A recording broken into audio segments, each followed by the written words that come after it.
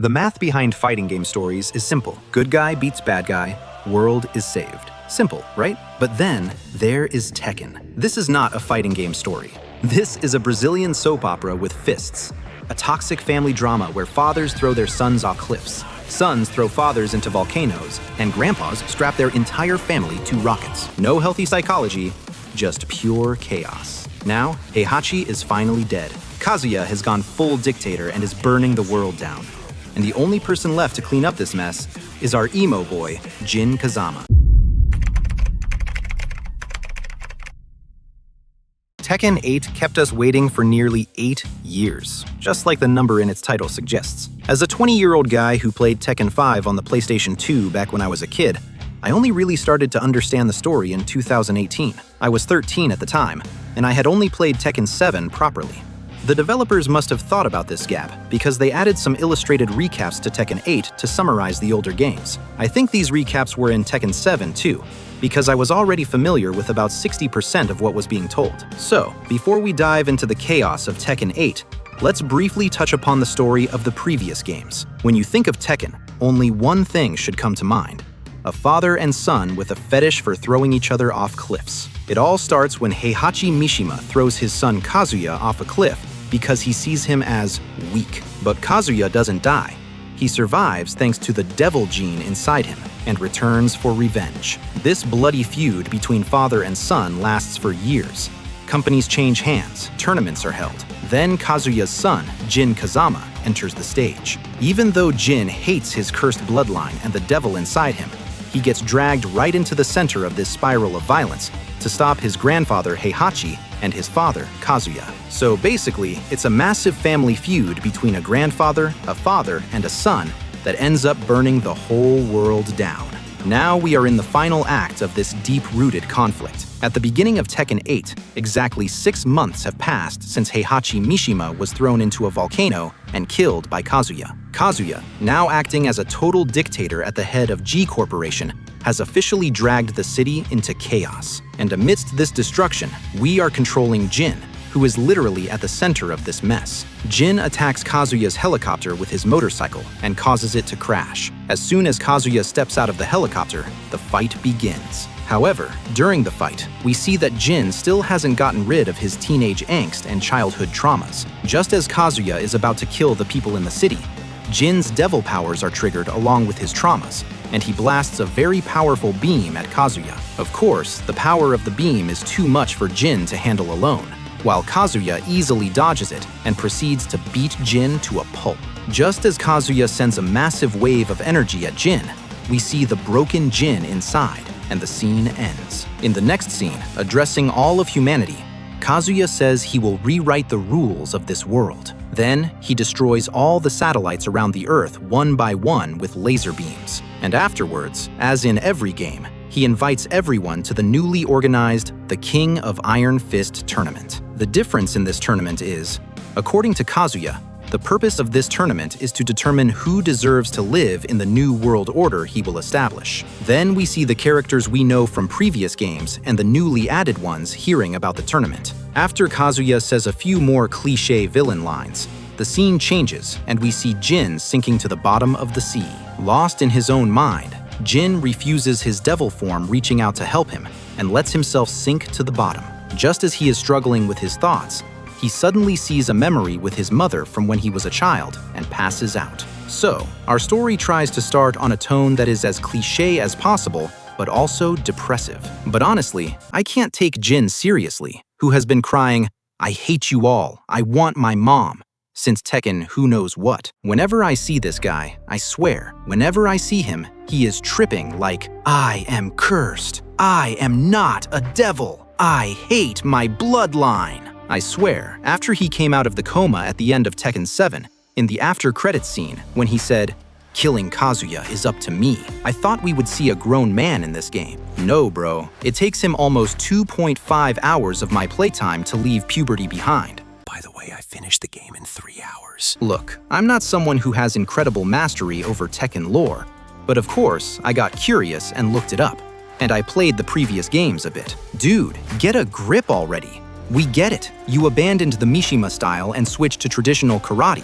which is visually much less impressive. But please, let it go already. It took you nearly 25 years, along with the release dates of the games, to get over puberty. By the way, speaking of the Mishima style, we have a mystery in our story that is a bit harder to guess compared to the others. This lady, her name is Reina. I will talk about who she is in the gameplay section, because explaining her mystery will take an incredibly short time, and I will give spoilers in those parts. So for now, we are skipping this purple-haired gothic sister who uses the Mishima style, knows something about everyone, and keeps acting without giving anything away. Apart from these, I don't know what you expect me to say, but the game's story is incredibly cliché. Is this a bad thing? I mean, if it tried to sell me an obvious plot twist for 30 hours, I would definitely give it a minus. But in this case, it is definitely a plus. Tekken 8 does not run away from fighting game clichés. In fact, it uses them in incredibly cool ways,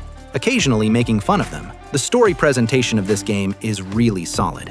I mean, without trying to stretch a 3 to 5 hour story to 10 to 15 hours, like some other fighting games, it tells what it needs to tell. It is aware that it is a mixture of an anime story and a Brazilian soap opera, and that there is no point in trying to escape this situation. Its drama is cliché, its fun is cliché, and its epic scenes are too. But the developer studio has internalized all these clichés and presented them to the player.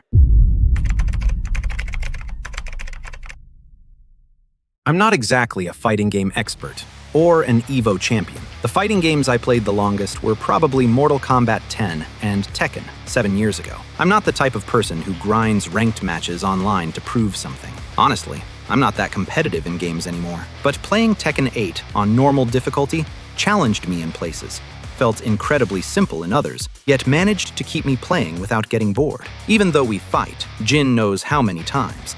It didn't feel repetitive because we play with so many of his different forms and movesets. They also let us play with characters we want in the King of Iron Fist tournament chapter, even if it's just for a single round. It was incredibly fun to play as King, my absolute favorite character, then switch to Kuma just for the pure comedy of playing as a bear, and finally play as Yoshimitsu, the Robin Hood of this universe. Also, they added a new character named Azucena. To be honest, her character felt a bit empty and one-dimensional, but I'm going to discriminate in her favor purely because she's Latin. I have a weakness for Latinas. Sue me. They even let us play as Devil Kazuya, but I have to stop here because of spoilers. If you want to avoid spoilers, skip to the timestamp on the screen right now. But honestly, apart from one specific thing I'm about to mention, there's nothing here that ruins the entire ending or deep lore. Still, if you're sensitive about it, please skip ahead. Kazuya absorbs all the powers of Zafina, who came to help Jin, summoning Azazel and causing Zafina's death.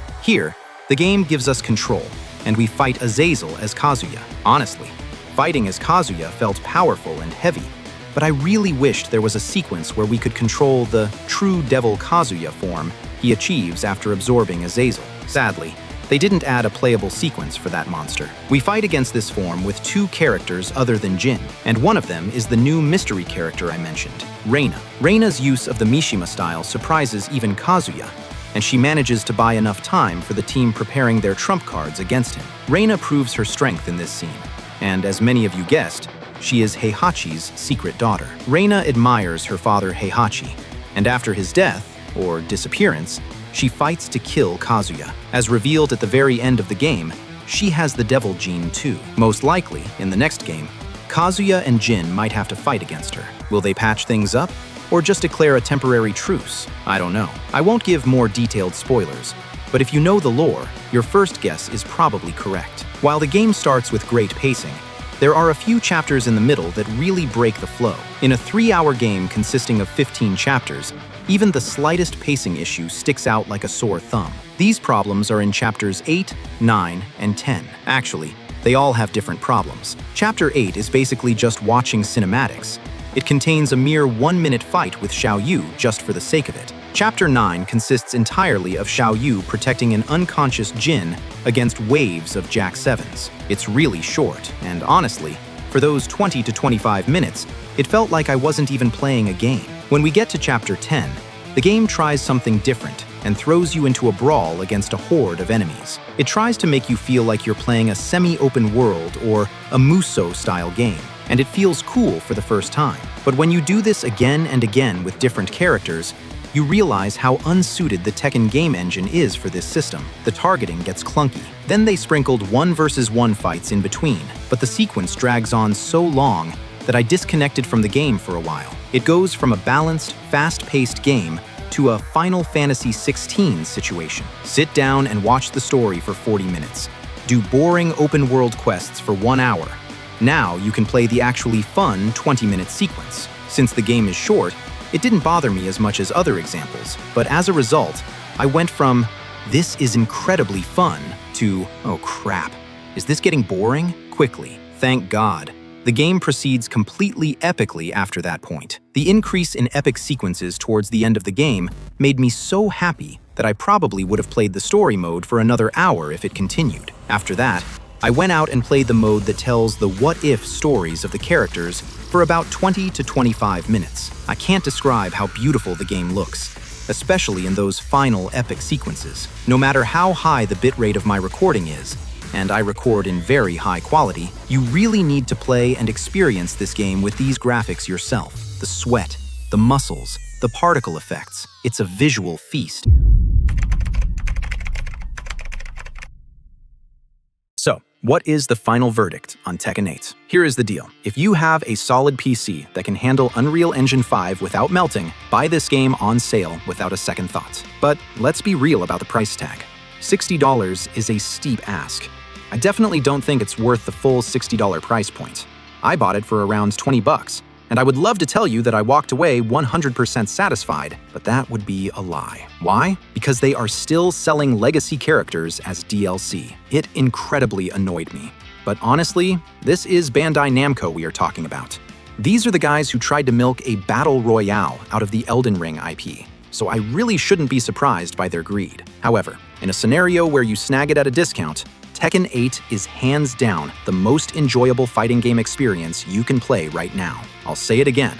I'm not a fighting game gourmet or a frame data obsessive pro, and I don't care about the online ranked grind. But when I look at the scores, seeing the 9 out of 10 from Metacritic and other editors, I find myself completely agreeing with them. It is a well-earned score. For me, Tekken 8 was the game that finally satisfied my hunger for a fighting game after a very long time. It has that just one more match factor. Even though I finished the story, I still find myself wanting to launch the game just to blow off some steam. Unfortunately, duty calls. I have a script for dispatch that I need to prepare next.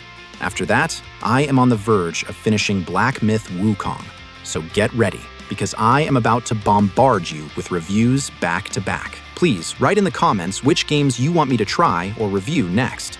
Also, I am really curious about your thoughts on Tekken 8 and the genre in general. Here is the big question: Tekken, Mortal Kombat, or Street Fighter? For me, since childhood, the answer has always been Tekken. Street Fighter doesn't feel like it's in the best spot right now compared to this, but Mortal Kombat might make a comeback with a big leap.